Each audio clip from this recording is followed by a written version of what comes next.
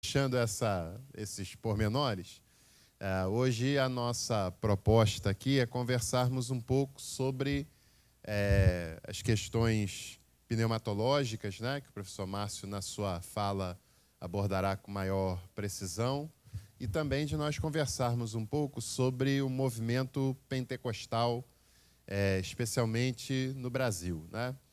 E também abordar questões teológicas, históricas e sociais desse movimento, que é um movimento bastante relevante. Eu não sei quantos daqui pertencem a alguma denominação de cunho pentecostal, né? Mas, pertencendo ou não, nós não devemos perder de vista a importância e a relevância que esse movimento tem, né, para a América Latina e especialmente para o Brasil, que é o maior país pentecostal do mundo, imagino que ainda o seja. Eu acho que durante algum tempo o movimento pentecostal no Brasil ele foi, de certa maneira, marginalizado, né? Me lembro, há um tempo atrás, de algumas pessoas de outras denominações, né? Não todos, é claro. Eu acho que é uma boa fala inicial querer dizer para vocês que nada do que será dito pode ser generalizado, né? Dificilmente nós podemos falar de pentecostalismo no singular, porque não é um movimento singular, né? Por isso eu prefiro usar a expressão movimento pentecostal. Movimento é mais abrangente, né? Movimento é mais plural, e nós podemos falar de pentecostalismos no plural, né? É uma expressão que melhor retrata o que significa esse movimento. Mas, durante algum tempo, algumas pessoas se referiam a pentecostais como pessoas ignorantes, como pessoas, embora fervorosas, mas com pouco senso crítico, com pouco nível educacional, né? Alguns, inclusive, se posicionavam de um modo até ridicularizador com relação ao pentecostalismo. É natural que qualquer movimento, né? Todo movimento, mesmo os movimentos do espírito, né? Como eu tenho a certeza que é o pentecostalismo, são movimentos feitos, compostos por seres humanos, e naturalmente esses movimentos possuem as suas belezas, né? Mas também possuem as suas limitações, os seus desafios, né? E naturalmente nós também precisamos pensar sobre isso, né? Precisamos também refletir sobre essas limitações. Porém, era um posicionamento muito reducionista, tratar do pentecostalismo como se fosse apenas um movimento de pessoas ignorantes, de pessoas sem senso crítico. É muito reducionista nós tratarmos nesses termos, porque o movimento pentecostal, embora, é claro, dialogue com as camadas mais simples da população brasileira, pessoas mais pobres no sentido social, menos instruídas no sentido formal do termo, mas o movimento pentecostal é muito mais do que isso, né? Muito mais do que isso. E hoje, mesmo nesses pontos, hoje já se há uma abertura maior, já se tem, por exemplo, se tem um órgão no Brasil, né? Que não se restringe ao Brasil, chamado RELEP, que é a Rede Ecumênica Latino-Americana de Estudos Pentecostais, que é um grupo de doutores de tradição pentecostal que refletem sobre essas relações da teologia, da eclesiologia, da própria sociologia da religião, e assim como outras instituições e outros autores e teólogos que já se esforçam nessa caminhada, né? Eu trouxe 3 livros aqui, que é claro que não estão nem à venda e nem para sorteio, né? 2, inclusive, são cópias, porque eles não são mais publicados, mas você pode encontrar na estante virtual por uns R$ 450 cada um, porque são quase raridades, né? Esse daqui da editora Vozes, Nem Anjos Nem Demônios, falando sobre essa sociologia pentecostal, né? Esse texto é uma produção de vários autores e é uma obra produzida pela editora Vozes. Tem esse outro que é clássico, né? Especialmente falando sobre o neopentecostalismo, porque muitas pessoas tendem a confundir pentecostalismo com neopentecostalismo. Não são iguais, viu? Embora um seja, do ponto de vista histórico, continuidade do outro, mas teologicamente, eclesiasticamente, não são os mesmos, não é a mesma coisa, né? Teatro, Templo e Mercado, do professor Leonildo Campos. Esse livro também é um livro clássico, já esgotado também, né? Já bem difícil de ser encontrado, mas que vale bastante a pena. E esse outro que é um livro propriamente pentecostal, né? de autores pentecostais, que é O Século do Espírito, falando sobre os 100 anos do início do movimento pentecostal. Tem alguns artigos falando da história do movimento, falando inclusive um capítulo sobre o chamado pentecostalismo católico, né? Mais conhecido por nós como Renovação Carismática. Enfim, é um livro que vale a pena. Esse ainda você encontra, ainda é publicado, sem maiores complicações, né?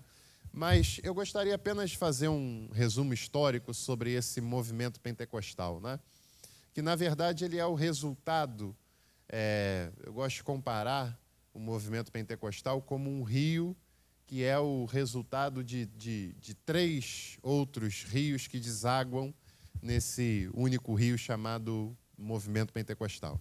O primeiro é o metodismo / pietismo, né? Um movimento iniciado por John Wesley, né? O pai do movimento metodista, no século XVIII, na Inglaterra, sobretudo com as influências que John Wesley recebe do pietismo alemão, né? Que ele conhece na sua busca, nos seus estudos, que ele conhece muito também por causa dos morávios, né? Que eram um grupo de cristãos pietistas, que ele fica muito impressionado na sua viagem missionária à América, quando, essa história é clássica, né? Quando o navio é pego numa tormenta e o Wesley fica muito apavorado com aquilo que está acontecendo, e ele percebe que tinha ali um grupo de pessoas que estão muito calmamente reunidos, orando, cantando, né?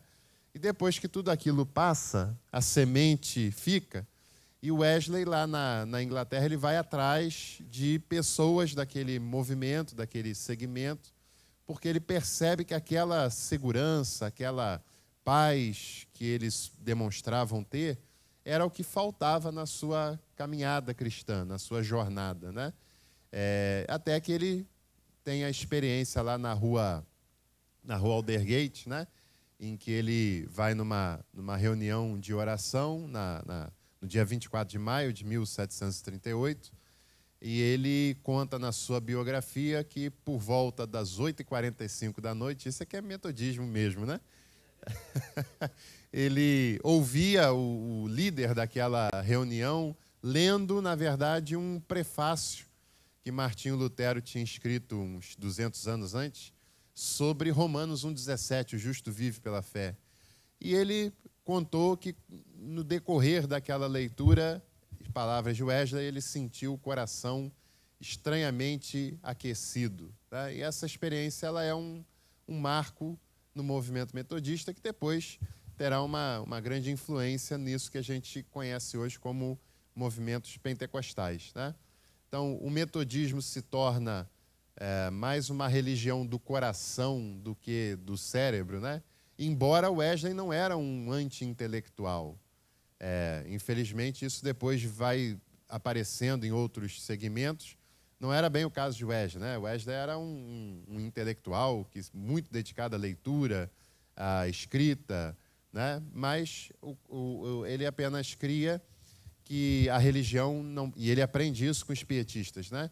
Que a religião ela não pode se resumir ao dogma, não pode se resumir apenas às doutrinas, mas ela precisa apresentar algo vivo, algo prático, algo significativo na vida do cristão, do seu seguidor, né?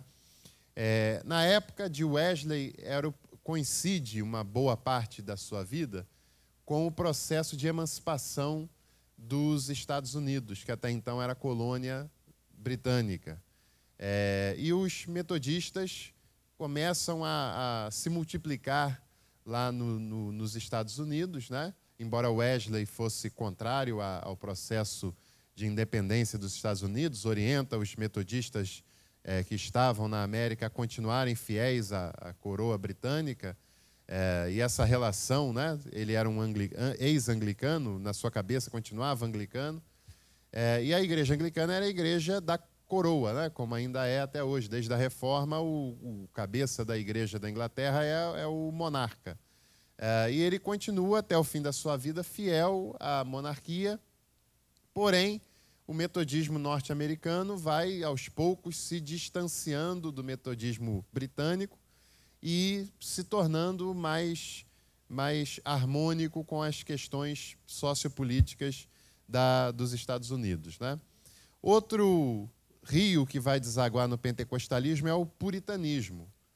Puritanismo que também começa como um movimento inglês, que tem como características o rigor moral muito exacerbado, também a literalização dos textos sagrados, né? As escrituras são lidas e interpretadas literalmente.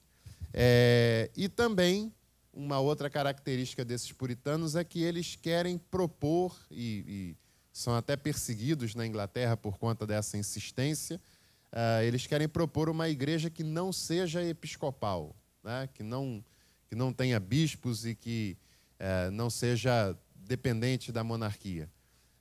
E eles pretendem uma igreja ou no modelo presbiteriano ou um outro grupo no modelo congregacional. E não tem vida fácil, né? Nem com o rei James I, nem com o rei Charles I, e acabam sendo perseguidos na Inglaterra e vão para a América em busca, principalmente, de liberdade religiosa, né? Em 1620, tem o famosíssimo navio Mayflower, que chega à América com um pouco mais de uma centena desses colonos, que antes mesmo da viagem acabar já estavam elaborando lá toda a estrutura de como seria essa colônia, uma colônia bastante teocrática, né, com punições severas para quem viesse a violar esses mandamentos e princípios estabelecidos por aquele grupo, né? Então, esse grupo de puritanos, eles vão se ampliando nos Estados Unidos e vão gerar uma forte influência posteriormente. E um outro movimento, mais do final do século XVIII, século XIX, que foram os grandes avivamentos. Movimentos espiritualizados, né? O nome já sugere, com forte ênfase no emocional. Inclusive, é consequência desses grandes avivamentos, os apelos, né? Tão comum hoje no Brasil, os apelos. Tinha lá o chamado Banco dos Ansiosos. Era um banco que era colocado na lateral do púlpito, e conforme o pregador ia falando, ia pregando, as pessoas que de alguma maneira se sentiam tocadas por aquela fala se levantavam e se assentavam no Banco dos Ansiosos, e no final o pregador orava por todos aqueles que de alguma maneira tinham se sentido tocados, né, por aquela pregação. Posteriormente, esses três rios, né, sobretudo esse último chamado dos grandes avivamentos, que é tão característico pela pregação, né, Os Pecadores nas Mãos de um Deus Irado, de Jonathan Edwards. E acho que esse sermão e tudo que ele representou significa bem o que é esse movimento, né? Um movimento de forte tendência emocional. Conta-se a história que, no decorrer daquela pregação, que na verdade foi uma leitura do sermão, né? As pessoas se agarravam aos bancos e às colunas da igreja com medo de irem para o inferno iminentemente, né? Então, isso demonstra muito desse fervor, demonstra muito desse forte apelo emocional e também muito desse moralismo, né, que é presente e que as pessoas se veem como pecadoras mesmo e que podem ir para o inferno a qualquer momento, né? E depois isso gera um chamado movimento Holiness, que eram os movimentos de santidade, né, como consequência desses avivamentos. O movimento Holiness ele tem como característica principal essa afirmação de que o ser humano é irremediavelmente pecador e apenas a ação do Espírito Santo pode resgatar e purificar esse ser humano, né? E pela primeira vez na história, nós temos uma afirmação que é bastante clássica no pentecostalismo, vindo do movimento Holiness, de que a primeira bênção é a salvação do crente. E a tal da segunda bênção, que até então era considerado o processo de santificação, né? É a primeira vez que esses termos aparecem. Primeira bênção, segunda bênção, salvação, santificação, no movimento é a primeira vez. Bom, uma característica, aí já para o final do século XIX, quase chegando no século XX, uma característica desses movimentos Holiness, né, são os famosos seminários bíblicos, que líderes e igrejas desses movimentos vão fundando, né? Um dos mais importantes foi o Seminário Bíblico Betel, na cidade de Topeka, no Kansas, liderado pelo pregador, que era um pregador metodista até então, Charles Parham. Ele funda o Seminário Bíblico em Betel e lá acontecem algumas experiências muito interessantes. Por exemplo, a questão da glossolalia, né, de falar em línguas estranhas. Isso começa a ser defendido pelo Charles Parham e, inclusive, num culto de virada do ano, de 1899 para 1900, os alunos internos desse seminário, durante o culto, uma das alunas, chamada Agnes Osman, ela tem uma experiência marcante e que ela fala em línguas estranhas e logo em seguida se sente impulsionada por Deus para fazer a obra missionária. São experiências muito comuns no início desse movimento pentecostal, né? O falar em línguas estranhas, tanto que alguns segmentos do pentecostalismo até hoje defendem doutrinariamente que a evidência do batismo com o Espírito Santo é falar em línguas estranhas, né? E também se sentir chamado, vocacionado para pregar o Evangelho e fazer missões em algum lugar distante, como foi o caso da Agnes Osman e como os casos dos nossos primeiros evangelizadores, né? O Daniel Berg, o Gunnar Wingren, o Francescon e tantos outros, né? Que chegaram aqui, que foram também para outros lugares. Bom, a experiência dessa mulher foi quase que fundante naquele movimento, né? Mas, sob a pessoa do Charles Parham, pairavam algumas dúvidas que se tornaram oposições que, em determinado momento, foram fortes demais e ele acaba sendo expulso do Kansas, né? Muitos afirmavam que o Charles Parham era um forte simpatizante da Ku Klux Klan. Outros pairavam dúvidas sobre as suas questões sexuais, né? Foi acusado de pederastia, de pedofilia.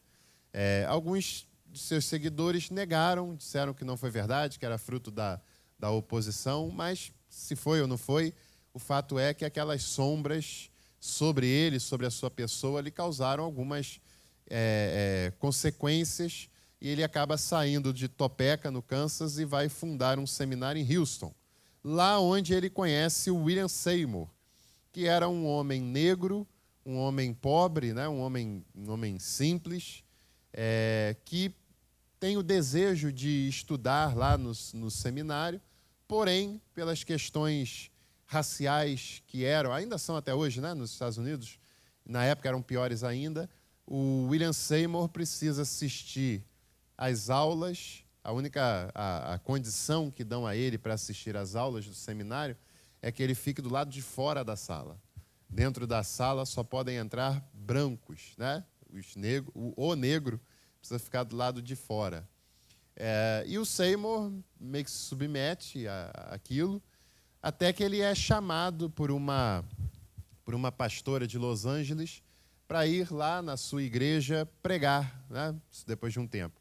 E ele vai lá e faz algumas pregações naquela igreja, e um ponto que é polêmico, né, naquela passagem do Seymour lá em Los Angeles, é quando ele afirma a terceira bênção. Qual é a terceira bênção? É justamente o batismo com o Espírito Santo, né, o avivamento do Espírito Santo. A pastora que convidou o Seymour, por essas e por outras, ficou um pouco escandalizada, né, e pediu para ele não voltar mais. Expulsou ele da igreja. O Seymour vai pregando de casa em casa, né, e afirmando sobre a experiência com o Espírito, o falar em línguas, o batismo com o Espírito, etc. Até que algumas pessoas que ouvem as suas pregações vão testemunhando essa experiência em suas vidas.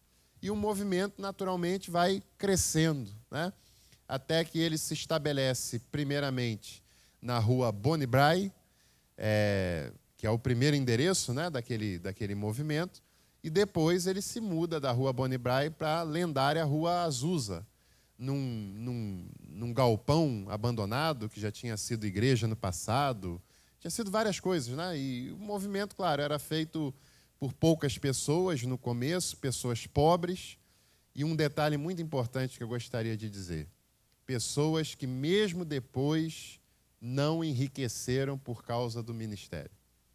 William Seymour morreu pobre. William Seymour não ficou rico, não ficou milionário, ele continuou uma pessoa simples, né?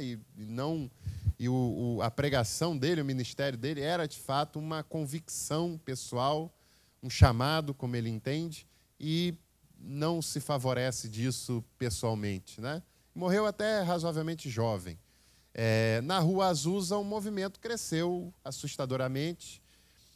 Milhares e milhares de pessoas passaram pela Rua Azusa, antes se chamava Movimento de Fé Apostólica, e diariamente haviam 3 reuniões, 10 da manhã, 3 da tarde e 7 da noite. E para que a gente tenha uma noção, às vezes uma reunião tocava no horário da outra, né? Começava às 10 horas e ia até 3. E não era sempre, mas de vez em quando isso acontecia. E essas pessoas, o Seymour e outros, ficavam lá quase que integralmente. E esse movimento pentecostal, ele tem características muito, muito interessantes. Era um movimento composto por negros e brancos. Era um movimento composto por homens e mulheres. Era um movimento feito por leigos. Não tinha sacerdócio ainda organizado, não eram pastores, bispos, eram pessoas leigas que se sentiam vocacionadas para pregar, para ter a experiência com o Espírito Santo, né? E essa era a característica desse movimento inicial. Porém, é um movimento que dura pouco tempo. Dura de 1906 a 1909, aproximadamente, né? Depois, por conta até dessas questões de liderança, questões doutrinárias, questões de oposição da própria sociedade, o movimento vai se desfazendo, né? Só que lá nesse movimento do Seymour tem um batista, e aliás os batistas foram muito usados por Deus para dar a luz ao movimento pentecostal. Certo? Tem um pastor batista chamado William Durham, que frequenta as reuniões do William Seymour, e ele tem a experiência pentecostal, né? A experiência de falar em línguas, e ele é o primeiro que se tem notícia a afirmar que essa experiência de falar em línguas é uma evidência do batismo com o Espírito Santo. E ele faz outra coisa. Ele compreende que a santificação, que até então era considerada a segunda bênção, na verdade faz parte da primeira, né? Que é a salvação, está incluída na primeira. E ele eleva o batismo com o Espírito Santo como sendo a segunda bênção, né? A primeira é a salvação, a segunda bênção é o batismo com o Espírito Santo, nas suas palavras, conferidas apenas para aqueles que creem. O William Durham, ele funda também um seminário em Chicago, e esse seminário ele é muito importante para a história do movimento pentecostal brasileiro, porque os nossos 3 precursores passaram por lá. Daniel Berg, Gunnar Wingren, 2 suecos, né, que vão para lá para estudar, para se preparar para o ministério, e que lá no seminário de Chicago se sentem vocacionados para pregar o evangelho em Belém do Pará, que parece um destino incomum, né?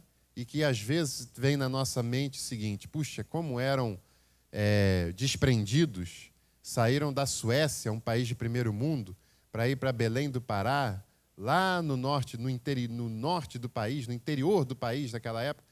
Não é bem verdade isso. O desprendimento deles é verdade, certo?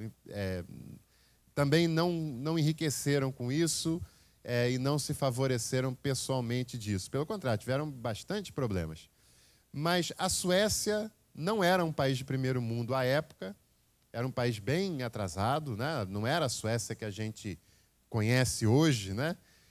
E eles foram para os Estados Unidos se estudar, preparar, e Belém do Pará era uma cidade importantíssima, não só para o Brasil naquela época, mas para a América Latina de modo geral, por causa do ciclo da borracha. E a cidade de Belém do Pará estava a todo vapor naquele momento, né? Então é uma cidade que tem bastante evidência naquele momento. Repito, eles não ficam ricos com isso e não vão interessados em enriquecer, porque eles não enriqueceram, pelo contrário. Quando eles chegam em Belém do Pará, eles combinam que o Gunnar Wingren ia se dedicar estudando português, para poder pregar em português, falar em português, e o Daniel Berg ia trabalhar como soldador para garantir o sustento da dupla, né? E são recebidos aonde? Numa igreja de um pastor batista, sueco também como eles, né? De um pastor batista. E o Luigi Francescon, que era um italiano, de uma igreja valdense, do norte da Itália, que também vai para os Estados Unidos com o mesmo objetivo, de se preparar para a obra missionária, e vem para o Paraná, um ano antes da dupla, né? Chega em 1910, no Paraná, numa igreja, qual que era? Batista. Batista, certo? Enfim, a Congregação Cristã do Brasil, que é a primeira denominação pentecostal do Luigi Francescon, fica muito restrita aos imigrantes italianos. É uma denominação muito fechada, com muita dificuldade de diálogo com a sociedade do seu tempo, e ela tem um crescimento muito discreto. Já o movimento de 1911, do Daniel Berg e do Gunnar Wingren, em Belém do Pará, que só vai se chamar Assembleias de Deus em 1914, né, 3 anos depois da chegada deles, é um movimento muito mais popular, né, um movimento que dialoga muito mais com a sociedade brasileira de um modo geral. Inclusive, conta-se a história do movimento brasileiro, que foi também uma mulher, uma manauara, que morava em Belém do Pará à época, chamada Celina de Albuquerque, que já era uma senhora na época, né? E ela tinha uma enfermidade nos lábios já há alguns anos, e ela é levada a um culto numa casa vizinha dela, e naquele culto, parece que foi o próprio Gunnar Wingren que orou por ela, e ela teve os seus lábios sarados, né? Curados. E logo em seguida ela teve a experiência de falar em línguas estranhas. E esse é mais um parênteses que eu gostaria de abrir, do valor da mulher, especificamente, né? Acho que é em geral, mas especificamente no movimento pentecostal. Lá nos Estados Unidos, a experiência marcante foi de uma mulher. No Brasil, a experiência marcante, praticamente fundante, também é de uma mulher, né? A dona Celina de Albuquerque, que é batizada no Espírito Santo, curada da sua enfermidade nos lábios, e através daquele acontecimento, a obra vai se alastrando e se popularizando grandemente em solo brasileiro, né? falando sobre mulher, eu acho que é muito importante citarmos a grande influência da Frida Wingren, uma mulher fantástica, absolutamente fantástica. Esposa do Gunnar Wingren, né? E que, na minha modesta opinião, e acho que não é só a minha opinião, foi, sem dúvida nenhuma, a grande líder das primeiras 2 décadas do movimento pentecostal brasileiro. Eu me atrevo a dizer, com todo respeito ao Gunnar e o Daniel, que ela foi maior do que os dois. Até por conta, não é um demérito a eles, mas uma justiça a ela, né?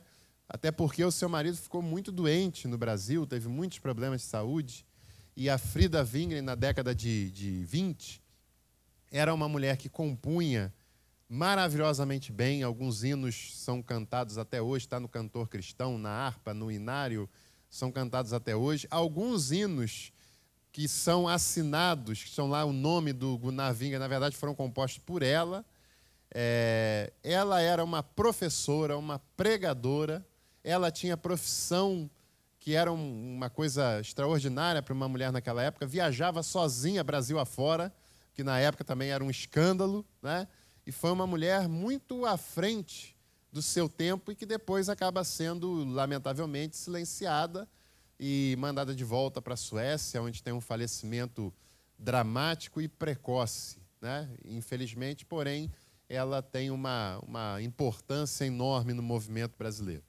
Agora, sobre o pentecostalismo brasileiro, resumindo essa parte histórica, ele é dividido em 3 partes. A primeira parte é a fase do pentecostalismo clássico, né? Assembleia de Deus, especialmente, que é a maior denominação evangélica brasileira, especialmente pentecostal, de 1910 a 1950. Esse movimento é caracterizado pela busca do batismo com o Espírito Santo, pela glossolalia, né? Pelo avivamento em si. E depois começa, na fase de 1950, a segunda, chamada de segunda onda, que é o deuteropentecostalismo, né? Essa fase ainda tem a presença de missionários, como, por exemplo, o missionário que veio para fundar a Igreja Quadrangular, a Igreja do Evangelho Quadrangular, mas começa nessa fase as denominações tipicamente brasileiras, né? Como a Igreja Pentecostal Deus é Amor, do Davi Miranda, a Igreja Brasil para Cristo, do Manuel de Melo, a Igreja Metodista Wesleyana, 1967, hein? Aí tudo se fez novo, né? Mas denominações tipicamente brasileiras, e aí você já tem uma tônica um pouco diferente.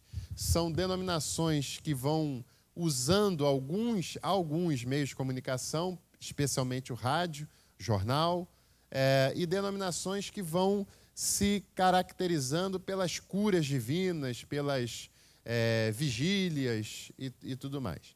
Na virada da segunda para a terceira onda, tem o bispo Roberto Macalister, da Igreja Nova Vida, ou Vida Nova? Nova Vida, isso. Em teologia, a ordem dos fatores altera o produto, viu? Nova Vida e Vida Nova não é a mesma coisa.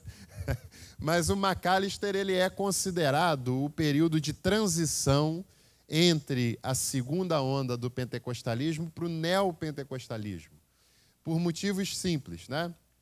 Teologicamente, o Macalister não era um pregador da prosperidade, que é a principal marca do chamado neopentecostalismo, né? Mas ele representa essa virada porque, através da sua pregação, o movimento se abre à televisão, que até então era considerado o caixote de Satanás, certo? Até então ninguém podia ter televisão em casa, era coisa do diabo e vai para o inferno e tudo mais. Ele começa a usar esse meio de comunicação como um instrumento evangelizador. E ele também tem uma fala mais, não é que seja mais voltada, mas que alcança também a chamada classe média, que até então o movimento pentecostal era basicamente das classes mais pobres da população brasileira, né? E lá ele tem 3 ovelhas muito importantes, certo? O Miguel Ângelo, o Romildo Ribeiro Soares e o Edir Macedo. Se eu fosse nascido antes, eu teria orado por ele. Agora não dá mais, né? Não dá mais. Que são esses homens, né? Principalmente o Edir Macedo, os que saem de lá para abrir suas respectivas igrejas, tendo como ênfase a ideia de que Deus é todo-poderoso, e se Deus é todo-poderoso, isso tem que se refletir na vida dos seus fiéis. Ou seja, os seus fiéis não podem sofrer com enfermidades, não podem sofrer com pobreza, não podem sofrer com miséria, porque Deus é o dono do ouro e da prata, Ele é todo-poderoso, né? Então, se a pessoa tiver fé em Deus mesmo, ela não passará por essas dificuldades. O dinheiro é usado como um sacrifício. O dinheiro é usado como uma maneira de exercitar a fé para que outras coisas aconteçam na vida desse fiel. E aí, é claro, o movimento neopentecostal, no caso, ele passa a ter um rumo completamente diferente do que o movimento pentecostal até então possuía. Primeiro, o movimento neopentecostal vai se empoderando, né? Essas igrejas vão enriquecendo consideravelmente. As denominações passam a comprar emissoras de televisão, aviões, construir mega empreendimentos, né?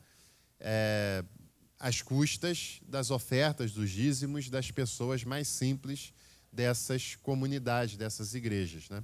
Começa a haver um distanciamento entre o clero e o laicato, né? Esses termos que pareciam improváveis começam a aparecer. E a teologia da prosperidade ela é plenamente abraçada. Não apenas a prosperidade no sentido financeiro, mas a visualização de que a evidência de que Deus está abençoando uma igreja é a sua capacidade de se multiplicar numericamente, né? Seja em termos de membresia, seja em termos de arrecadação. Então, essa tônica vai fazendo parte. Aí você imagina a cabeça do nosso amigo pastor pentecostal, que era um homem simples, um homem semiletrado, né? Um homem lá da própria comunidade, que essa é uma marca do movimento pentecostal. Os pastores eram pessoas da própria comunidade, do próprio bairro, que a comunidade via nele o chamado, o dom, né? e o respeitava como tal. Ele, há 20 anos, pastoreando uma igreja que começou na garagem da Irmã Maria, lá no seu bairro, lá na sua comunidade. E essa igreja, há 20 anos, tem 30 membros. 30 membros. A arrecadação é de R$1.000 por mês. E do lado dele tinha um pastor que agora está lá no centro da cidade, com um mega galpão, arrecadando 20, 30, 40 mil por mês, e a igreja dele está bombando com 1.000 pessoas, 2.000 pessoas. Ele fala, poxa, Deus está abençoando esse camarada. E eu preciso aprender com ele o segredo para que aconteça o mesmo aqui comigo. Então, nessa linha, muitas igrejas pentecostais e deuteropentecostais se neopentecostalizaram, né? Se neopentecostalizaram, de tal maneira que hoje não é mais possível você identificar apenas em denominações A, B, C e D as características da teologia da prosperidade, do neopentecostalismo, porque muitas igrejas clássicas e até, diria eu, igrejas históricas que nem, em princípio, nada tinham a ver com o movimento pentecostal, se neopentecostalizaram, que dirá a Igreja Batista da Lagoinha, que era uma igreja batista que se neopentecostalizou. E não é necessariamente uma crítica minha, é uma constatação histórica, teológica, né? Muitas igrejas do pentecostalismo clássico, do deuteropentecostalismo, igrejas clássicas e tal, se neopentecostalizaram. E esse neopentecostalismo ele teve duas ramificações, uma representada pelo Macedo, Soares, essas igrejas, que era a questão da teologia da prosperidade, as ofertas, os sacrifícios, etc. E outra linha representada pela Renascer em Cristo, pela Sara Nossa Terra, que é um movimento gospel norte-americano que é importado, os grandes ministérios de louvor, os ministérios de louvor que faziam músicas para a igreja, congregacionais, agora começam a fazer músicas no estúdio para vender. E muitas denominações vão se popularizando e crescendo por causa desse movimento gospel, né? E aí tem algumas questões aqui que eu gostaria de pontuar. Primeiro, algumas qualidades que são importantíssimas no movimento pentecostal, né? O movimento pentecostal é o primeiro culto em língua portuguesa do Brasil. O catolicismo fazia em latim, né? A igreja luterana fazia em alemão, os anglicanos em inglês. Até o primeiro pentecostalismo em italiano. Aquele movimento das Assembleias de Deus foi o primeiro movimento a ter culto em português. E é o primeiro movimento tipicamente brasileiro, com a cara de Brasil. É um movimento que faz o caminho contrário da religiosidade clássica. A religiosidade clássica construía sua catedral no centro da cidade. E quem quiser, que vá até lá. O movimento pentecostal fez comunidade lá no topo do morro. Lá na última rua da comunidade que ninguém ia até então, né? E o movimento pentecostal, as igrejas tinham cara da casa da irmã Maria, da casa do irmão João. E o irmão João, que era analfabeto, um homem simples, um homem que jamais teria oportunidade numa igreja clássica, ele é reconhecido como um pastor. Ele é reconhecido pelo carisma que há nele. E que a religião clássica não era capaz de perceber isso. Ou se percebia, ignorava. E ele é um pastor dessa comunidade, ou um presbítero, ou um diácono. A irmã Maria tem a oportunidade de receber na sua casa uma igreja, de ser diaconisa, de ser uma irmã de oração, de ser uma profetisa. O movimento pentecostal ele vai onde ninguém foi, inclusive o Estado, onde o Estado, inclusive, não foi. A religião, menos ainda. O movimento pentecostal ele deu identidade a pessoas excluídas. O movimento pentecostal ele resgata a dignidade de pessoas que não tinham voz e não tinham vez em lugar nenhum, seja dentro ou fora das igrejas, né? E o movimento pentecostal, ele é participativo, ele é comunitário, ele é feito por essas pessoas. Elas não só têm uma oportunidade de orar domingo à noite, como elas fazem, a igreja depende delas para sobreviver. Como eu falei aqui das mulheres, né? Se não fossem as mulheres, não existia movimento pentecostal. Se não fossem os leigos, de modo geral, não existia, né? Não teria nem começado, dirá chegado onde chegou. A espiritualidade do movimento pentecostal era uma espiritualidade espontânea. Não era uma espiritualidade apenas dos grandes santos, dos grandes místicos, dos grandes personagens.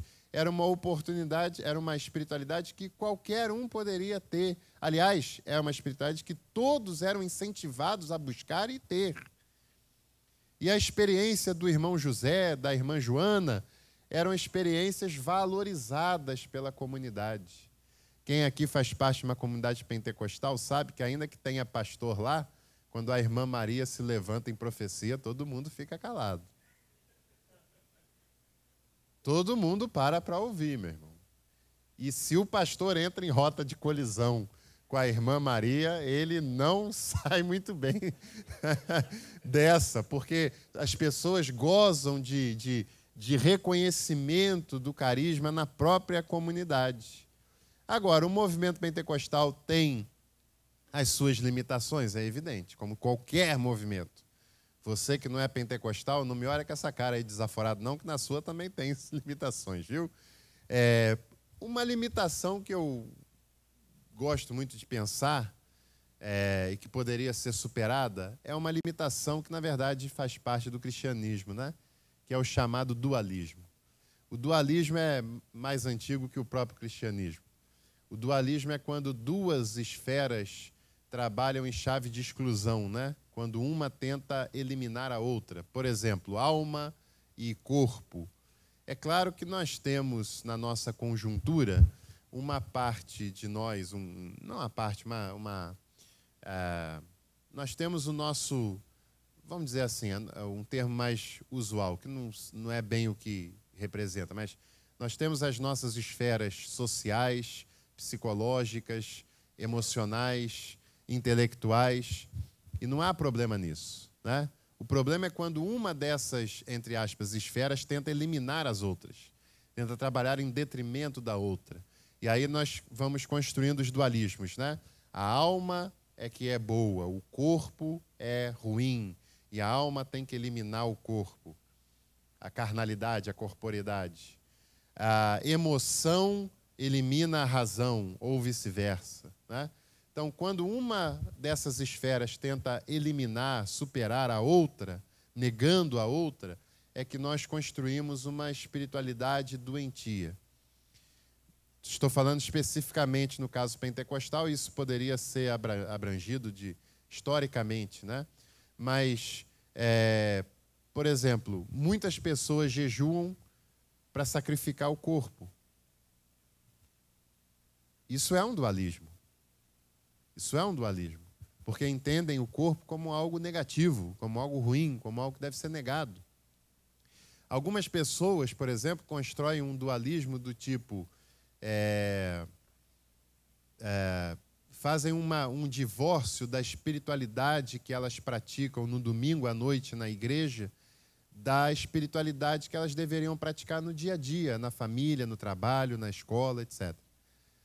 Há pessoas, por exemplo, que não têm crise de consciência de domingo à noite na igreja, na celebração, levantar as mãos em louvor e adoração a um Deus que não vê, e na segunda-feira aquelas mesmas mãos são mãos que espancam o filho, que roubam o direito do funcionário, que lesam o direito do menos favorecido, e não têm a menor crise de consciência por isso, porque acham que a espiritualidade é apenas aquela que é exercida domingo à noite. O trabalho na segunda-feira é outra coisa, é uma outra pessoa que ali está, é um outro personagem que ali está.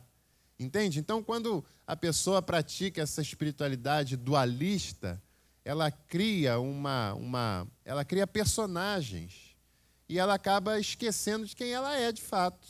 Se ela é aquele do domingo à noite, ou aquele da segunda de manhã, ou aquele de algum outro dia, porque ela vai divorciando as coisas e ela não percebe essa espiritualidade integrada, né? Que deveria ser o saudável.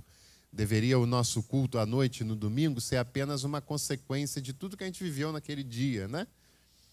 De tudo que a gente viveu naquela semana.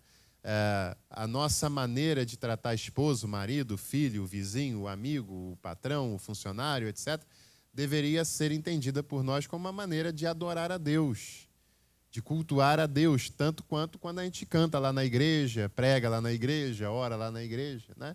Porque não há divórcio. O apóstolo João diz que se nós não amamos, se nós aborrecemos o irmão que vemos, como podemos amar a um Deus que a gente nem vê, né? Não tem muito cabimento. Ou seja, se nós quisermos adorar um Deus que não vemos, temos que começar no nosso trato e cuidado com quem vemos, com a mediação, tá certo? E outros dualismos vão sendo construídos ao longo desse tempo. Por exemplo, um dualismo sexista, entre homem de um lado e mulher do outro. Lamentavelmente, a maioria das igrejas pentecostais ainda não reconhecem o ministério feminino. E não só das igrejas pentecostais, diga-se de passagem, né? E às vezes eu fico pensando algumas coisas, né? Algumas igrejas têm lá um púlpito com as suas cadeiras, e lá sentam os homens, os pastores, os presbíteros, de terno, gravata, alinhados, com cabelo bem penteado, com a retórica muito bem feita, mas, na verdade, para eles poderem ficar ali, as mulheres tiveram que trabalhar bastante para que aquele momento fosse proporcionado, né? Infelizmente, em muitos ambientes, foi dado à mulher apenas a oportunidade de orar e, no máximo, de cantar e de cuidar das crianças. Por que isso, hein? Porque essas características são identificadas como características domésticas das mulheres. A mulher é aquela que faz comida, que cuida das crianças, que cuida do marido, e aí na igreja ela limpa a igreja, ela faz a cantina e ela leva a água para o pastor. É claro que são trabalhos importantíssimos, mas a mulher é bem mais do que isso. É bem mais do que isso. Certamente. Certamente, né? Você já reparou, por exemplo, que a maioria dos grupos de intercessão é feito de mulher. Né? Enfim, e as mulheres, sabidamente, são as mantenedoras. Quando eu digo mantenedora, não é só da questão financeira, que uma igreja não se mantém apenas com dinheiro. Claro que é necessário para muitas questões, mas não é só isso, evidentemente. Né? Mas as mulheres são as mantenedoras disso, desse movimento. Se as mulheres cruzarem os braços e falar, a partir de hoje a gente não trabalha mais, pode fechar em 2 meses. Né? Pode fechar em 2 meses. Infelizmente, algumas igrejas do movimento pentecostal acabaram criando um dualismo institucional entre clero e laicato, entre os que falam e os que ouvem, né? Entre os que têm oportunidade e os que não têm oportunidade. E é uma perda quando isso acontece. Tudo bem que há variedade de dons, há variedade de ministérios, de carismas e tal, mas quando você institucionaliza o carisma, é sempre um prejuízo, né? É sempre uma perda, ainda mais para um movimento que sempre foi caracterizado pela participação do leigo. É claro que ainda tem muito dessa participação, porém, já é, em muitos casos, em muitas oportunidades, cerceado e restrito, né? E um outro dualismo que eu lamento, né? Porque o crescimento dos evangelhos, de modo geral, no Brasil, ele não representa um crescimento de outras coisas que deveriam ser valores para a gente. Como, por exemplo, a violência não diminui proporcional ao crescimento do movimento evangélico no Brasil. O tráfico de drogas não diminui proporcional, né? A igualdade, os direitos civis, etc., não aumentam proporcionalmente, porque as preocupações ambientais, por exemplo, não aumentam proporcionalmente. E essas questões deveriam ser valores, e são valores para os evangélicos, para os pentecostais. Agora, por causa de um dualismo de separar a fé das opções sociais, das opções políticas, nós acabamos por transformar as igrejas em guetos, isolados da sociedade. É muito comum ainda aqueles termos que nós, entre aspas, não eu, você, mas muitos usam, nós somos a igreja, eles são o mundo. Ou seja, os de dentro e os de fora, a igreja e a sociedade. E essa divisão, ela não é natural. Jesus, no capítulo 17 de João, disse ao Pai, na sua oração, peço não que os tire do mundo, mas que os livre do mal. O papel dos discípulos é justamente no mundo, levando a influência do fermento na massa do pão, a luz nas trevas, quando for o caso, não é? E o natural seria, se nós tivéssemos uma observação mais integradora, mais abrangente, que conforme o número de cristãos evangélicos, pentecostais, aumenta na sociedade, a violência deveria cair, o tráfico deveria diminuir, perder sua força e várias outras coisas em consequência. É óbvio, é bom dizer, que eu não estou culpando a igreja por conta disso. É claro que não é culpa da igreja. O que eu estou pensando com vocês é que, conforme essa influência aumenta, essas coisas que são corrosivas à sociedade deveriam diminuir. Se a igreja tivesse uma influência maior, mas infelizmente, muitos entenderam que a influência que eles devem buscar é uma influência financeira, é uma influência política, não política, partidária, não é? E aí nós observamos líderes evangélicos mobilizando milhares, milhões de pessoas para fazer marcha para Jesus. Tudo bem, é um direito constitucional que cada movimento, segmento tem de fazer, né? Independente de qualquer coisa.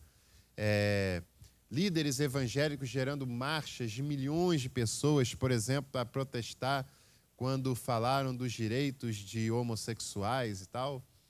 Tudo bem, movimentos podem discordar uns dos outros, não é isso que está em questão. O que eu questiono é o seguinte: por que que não tem a mesma vontade, a mesma mobilização, a mesma força para protestar, por exemplo, contra o salário de policiais, contra o salário de bombeiros, que muitas vezes fica atrasado em alguns estados, de professores da rede pública de ensino, que é uma vergonha? Por que que não tem a mesma força para protestar contra a corrupção que assola o país e contra a corrupção de ambos os lados, né? Não vale só de um lado, seja ele qual for. Por que que não se tem a mesma força para protestar contra a deteriorização da Amazônia, a liberação de centenas de agrotóxicos que não são usados em lugares nenhum do mundo, em meses aqui no Brasil? São questões essenciais para a vida. São questões importantíssimas para a nossa realidade como seres humanos. E as questões de seres humanos, elas são maiores do que os rótulos de igrejas, de movimentos, e sejam eles quais forem. Mas ninguém ou pouca gente se mobiliza contra essas e outras tantas questões que a gente poderia levantar aqui, não é? E certamente esses supostos 30, 40 milhões de evangélicos que existem no Brasil certamente teriam um peso grande nessa mobilização. Até porque político só respeita a opinião pública, porque político tem medo de perder voto, entende? E essa quantidade de gente seria capaz de mudar rumos de eleições presidenciais, como já aconteceu negativamente em muitos casos, né? E aí a gente vê líderes evangélicos que deveriam se manter isento, e ser isento não significa estar em cima do muro, significa ser livre, significa não se aliar e perder a liberdade de protestar quando for necessário, né? Mas tem muitos líderes evangélicos no Brasil que tiraram foto do lado do Lula, que tiraram foto do lado da Dilma, que tiraram foto do lado do Temer, que tiram foto do lado do Bolsonaro e que amanhã ou depois, independente de quem sejam, tirarão foto do lado dele ou dela.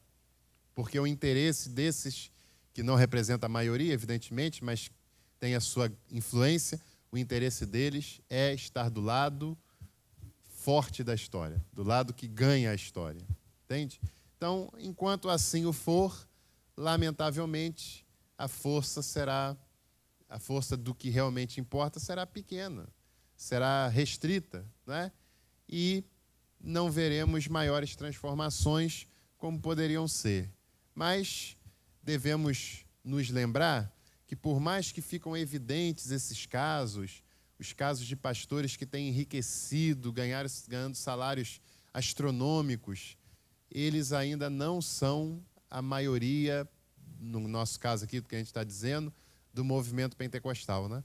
Ainda, depois de tudo, a maioria dos pastores, dos líderes, dos membros das igrejas pentecostais continuam sendo pessoas simples, dedicadas, cuidadosas, que estão muito mais interessados num chamado, numa convicção, do que em alguns favorecimentos que podem ter a partir disso. Às vezes a gente se esquece disso porque algumas outras coisas ficam tão evidentes, tão públicas, tão diante da mídia, que às vezes parece que aquilo é uma parte do todo, não é? Mas não é, são exceções, né? Que infelizmente causam muitas problemáticas. E imagino que essas questões, a grande maioria delas, são causadas por essa maneira dualista que muitas vezes o cristianismo tem de ver as coisas, de viver as coisas. E se nós conseguíssemos superar isso e entender a vida, a espiritualidade de uma maneira mais integradora, certamente, é claro, não teríamos um movimento perfeito, mas certamente teríamos um movimento bem mais relevante do que em alguns casos, em alguns momentos, ele tem sido. Eu imagino que depois nós teremos perguntas e falas, né? E a gente tem a oportunidade de falar sobre outras questões. Tá bom? Obrigado aí pela atenção e a paciência de vocês.